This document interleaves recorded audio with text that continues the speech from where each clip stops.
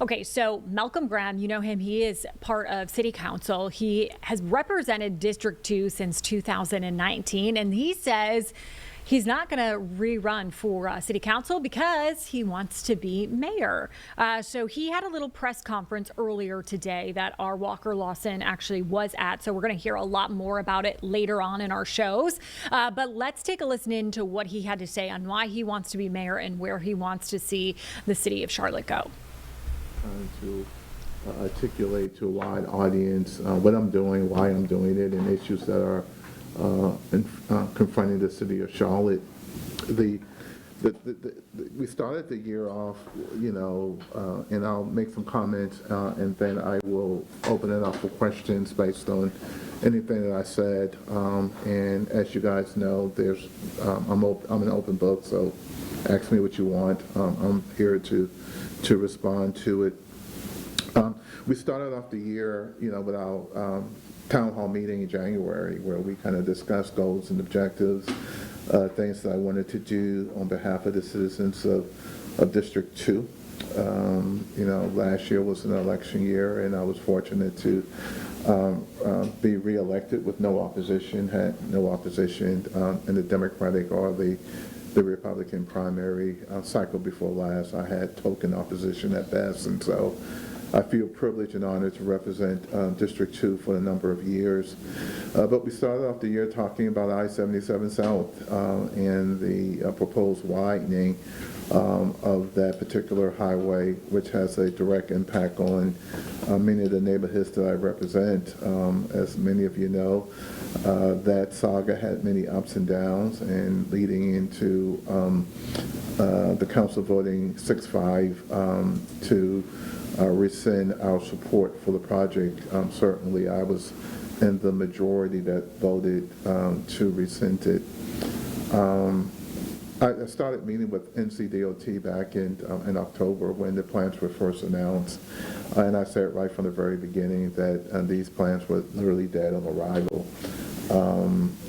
I also tried to have meaningful dialogue with NCDOT throughout the year, October, November, December, leading into January, where we literally had a shouting match, me and officials at NCDOT, regarding whether or not Tom Hatchett, who's a local historian, should be involved in my town hall meeting. And I told him there's no way in the world that we can have a conversation about I-77 South and not talk about the history of how the highway was built. And since it was my meeting, he was there.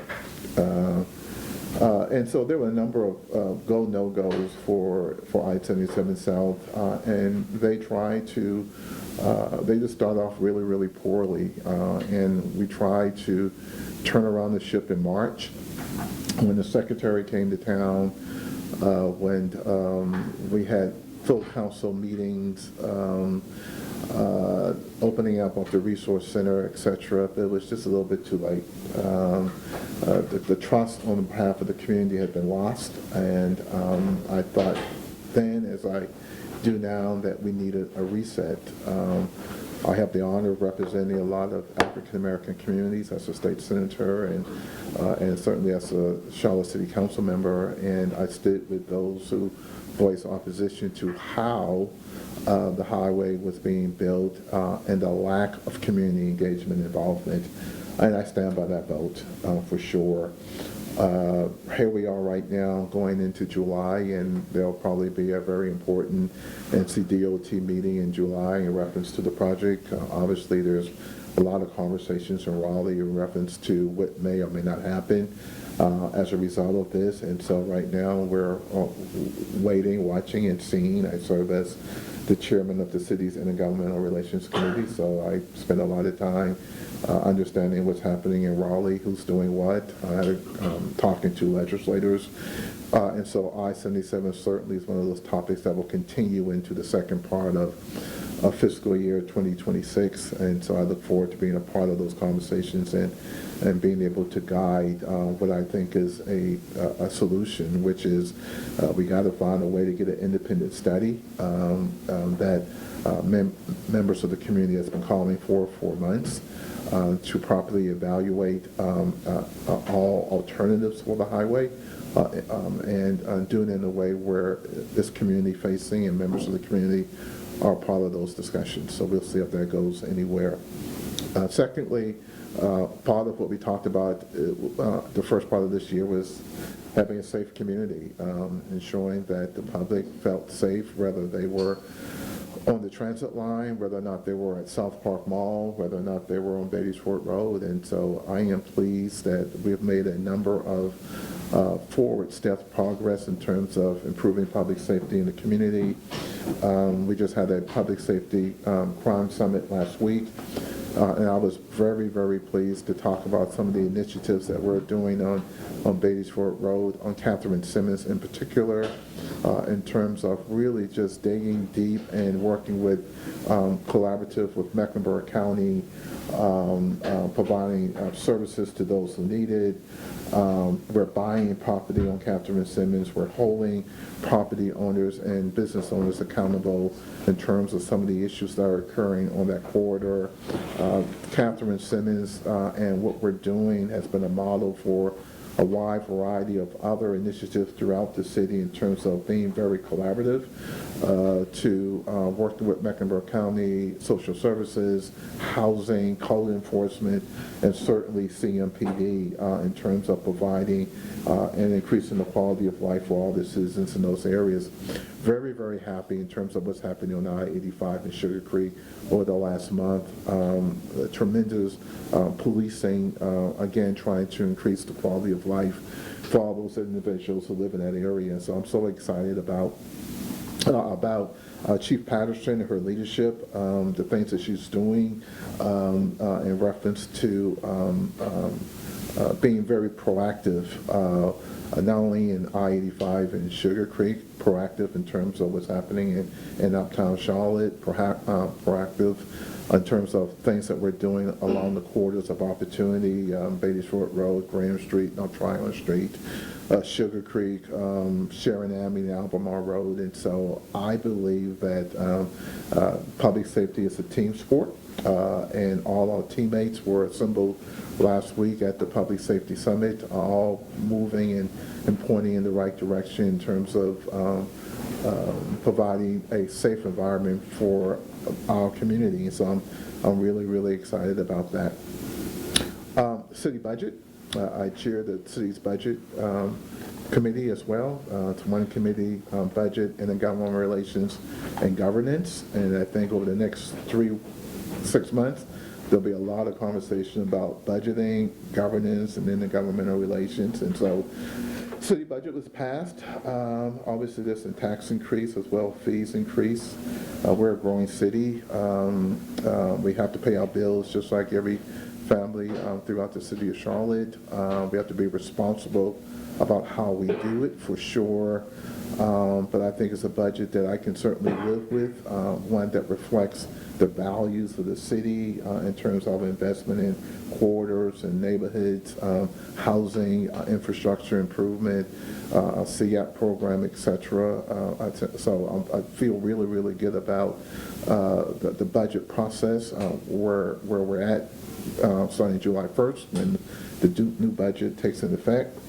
Also July 1st, the 1 cent sales tax takes into effect for sure for the Metropolitan Transit Authority. So we'll be collecting revenues to build a better transit system as the voters has voted in favor of. I always remind the MPTA members when I see them that 48% of the voters voted no. And they voted no because there was a disbelief that we can fulfill the promise and the obligations that were articulated during the election. So I'm still calling today for the MPTA to really take a look at efforts relating to displacement, efforts relating to the utilization of small business owners and professional services as they begin to build out the system. Obviously, there's an interlocal agreement that we have to help them out until they really get up and running. It's not that they don't have the manpower or the capability to get it done, but as you know, they're literally creating a startup. And so the interlocal agreement extends the ability to the city to help them along the way until they get where they need to go. But the tax start flowing July 1st. Budget is in place July 1st from the city budget. And again, I think both of those meet the needs of a growing city for sure. Travel and tourism, one of the things I'm going to do early in August, council members get the opportunity to do town hall meetings. My first one was in February. I'm going to do probably a town hall meeting in August dedicated to travel and tourism, sports and entertainment. August will also be the month where the Stellar Music Award will be coming to Charlotte for the first time. Rich in history, legacy, and tradition. I grew up on gospel music. My mom sung in the choir. I didn't sing, I can't sing, but I was an usher at Emmanuel AME Church in Charleston. My sister Cynthia sung in the choir, and so gospel music was the anthem that literally got me through a dark moment in my life 11 years ago when I lost my sister at Emmanuel AME Church during the church shooting. And so it's inspirational, it's healing, there's a message in the music, and to have the Stellar Gospel Music Award, which is the Grammys of gospel music in Charlotte for 4 days, doing a live broadcast, tape broadcast, in Charlotte, is it's really encouraging, right? They've already sold 6,000 tickets already, and they reconfigured the arena for the event. So I think the capacity is right around 12,000, and so they're going to sell that thing out. That will be where the main performance will be. The non-televised performance will be at the Carolina Theater. There'll be workshops and seminars throughout the week. And again, it's another example of travel and tourism and being at the heart of what the Charlotte city does, working with CRVA. We're still toying with the idea of bringing the military games to Charlotte, which is more travel and tourism. When you look at the numbers that travel and tourism produced last year, it's just off the chain in terms of the number of visitors who are coming to our city, business travel, leisure travel, concerts, conventions, etc. Charlotte is a hotspot for those type of ventures, right, in our community. And I think it goes to the investment that we've made also in our facilities, the investments in the Spectrum Center, building a new practice facility, the investments that we're making in Bank of America Stadium, and working with our partners, Tepper Sports and Entertainment. There are a number of community benefits that we get from Tepper Sports and Entertainment. It's $4.5 billion a year annually that goes to support frontline workers, whether they're bartenders or servers or dishwashers or event planners or Uber drivers or private security, seniors who are working as ambassadors, taking tickets at the arena, at the football stadium, all trying to earn extra income based on travel and tourism. And so I think we'll have a great conversation in August. I'm going to break that down just a little bit more so there's better understanding throughout the community. How we use our tourism tax, I think, is really important. We made a major investment last year in terms of the NASCAR Hall of Fame, similar investment this year with Bojangles Arena, and so those are really, really important.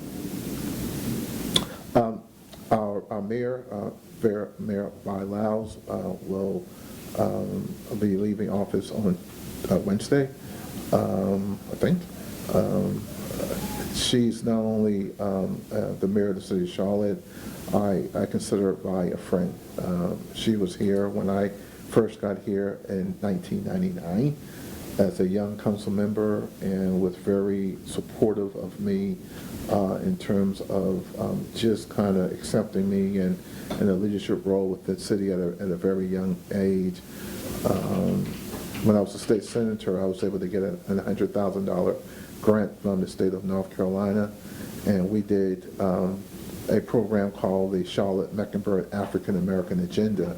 The consultant who worked with me on that project, which was probably the largest town hall meeting in the city history. We had 1,200 people on a Friday and a Saturday morning. The consultant working for the Lee Foundation at the time was Vi Lyles, who helped me put that program together, and that led to a Bill and Melinda Gates grant for the school system, and went on to help with the initiative Project Lift, which was to help low-performing school systems throughout the city of Charlotte. And so she will certainly be a part of the city's history. Certainly on Beatty-Ford Road, through the Mayor's Racial Equity Program, she was able to identify $82 million for Johnson C. Smith University at my request, working with her, urging her, encouraging her that those dollars, some of those dollars should be used in that way. And so we're going to miss her leadership. I'm going to miss her friendship. I'm going to miss her commitment to public service. She knows this building better than anybody in the city for sure. And her legacy is going to long live her, and will go down as probably one of the leading figures for this community for some years and centuries to come. Her name certainly will be remembered. And we welcome Rob Harrington in as the incoming mayor. Rob is personable, sharp, candid, level-headed. I think he has a commitment to providing the leadership for the city at a time where I think it needs it. There are four things I really hope that he can do for us immediately as a council. One is to really help us process the work, make sure that the work goes through a committee system where it's transparent, where members of the public can see and know what we're doing, members of the media can know and see what we're doing. I think that's really, really important, how we process the work. I think it's really important how we facilitate our meetings. Meeting facilitation is critically important for this council. I had the chair to run the meeting last week when I did the candidates interviews, and I can't believe the number of texts and phone calls I got after it was over based on how the facilitation went. I mean, it was kind of interesting. And so I think that's what's needed, and I think Rob can do that. How we disclose information, I hope the new mayor can help us disclose information internally as well as externally fast. We don't have anything to hide in this building. We're a public agency, a public unit of government, and disclosing information to the public, to the council members, as they need to know it, I think is critically important. And then lastly, just really helping us shape the culture in the building, right? Just really shaping the culture where we all are rowing in the same direction. We all understand the rules of the game. We all understand that we can agree that we disagree sometimes without becoming disagreeable. And so obviously he'll be the face of the city. He will represent us at a national and international stage when appropriate. That for my concern, I think the energy is needed in the building, and I think he can provide that to many for the residents of the city and for the council. A lot of people wanted to know why I didn't throw my name in the hat for the interim mayor position, because you had to make a commitment that you wouldn't run for office if you did. And so obviously I'm very curious about the opportunity to run for public office. I enjoy the work. I know the work real well, and so no major announcement to make today other than the fact that I probably will not be running in District 2 in 2027. I've enjoyed serving as a district representative since 2019. I came back because Mayor Lyles asked me to do so. I spent 4 years from public life working on establishing the foundation for my sister when she was killed in Charleston. I went all over the country. All right, hearing Malcolm Graham there, like I said, District 2 City Council, been running for a while now on City Council. He came back, like you just heard him say, because Mayor Vile Lyles wanted him to. He says he's considering a run for Charlotte Mayor, so we'll just have to keep our eye on that for you folks. We will be right back here on Live Impact News.